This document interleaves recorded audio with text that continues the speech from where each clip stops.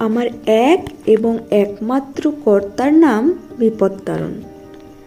না, এক এবং একমাত্র কারণ ওই এক পিস নিয়েই এমন গলদঘর্ম।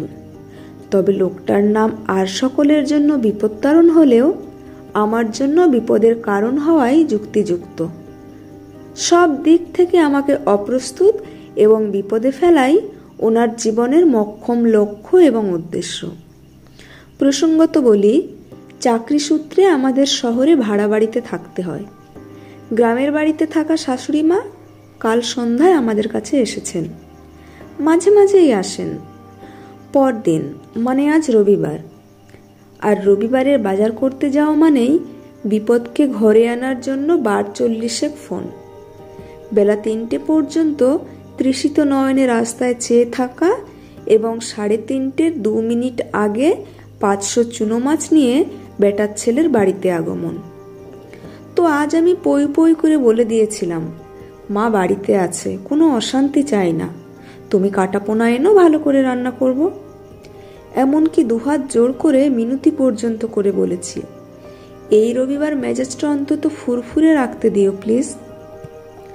তো তিনিও মনে হয় রবিবার রাতের কথা ভেবে বাধ্য ছেলের মতো ঢক করে ঘাড় নেড়ে বাজারে বেরিয়ে গেলেন এবং আশ্চর্যজনকভাবে প্রথম ফোনের সময়সীমার আগেই বাজার সেরে ফিরে এলেন। আমি বন্দে ভারত এক্সপ্রেসের মতো গতিতে গিয়ে চিলের দ্বিগুণ বেগে ছোঁ মেরে ব্যাগটা তুলে পড়িমড়ি করে উপর করলাম।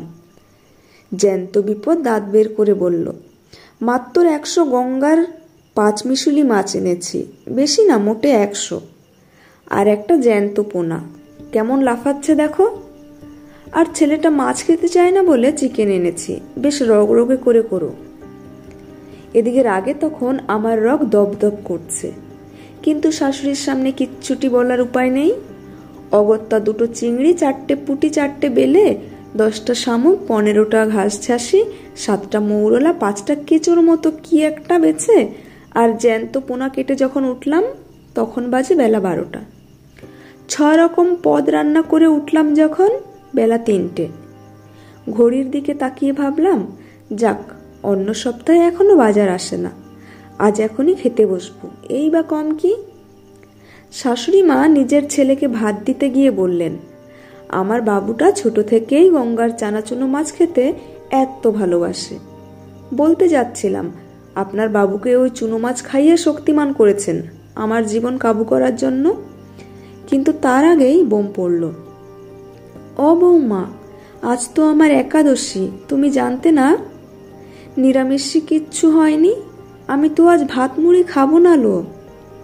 রুটি বেলতে গিয়ে গোল না হলে, লুচি ভাজতে গিয়ে না ফুললে, আর মাছ ভাজতে গিয়ে ভেঙে গেলে যেমন চিড়বিড়িনি রাগ ধরে, ঠিক সেই রকম রাগ হচ্ছে।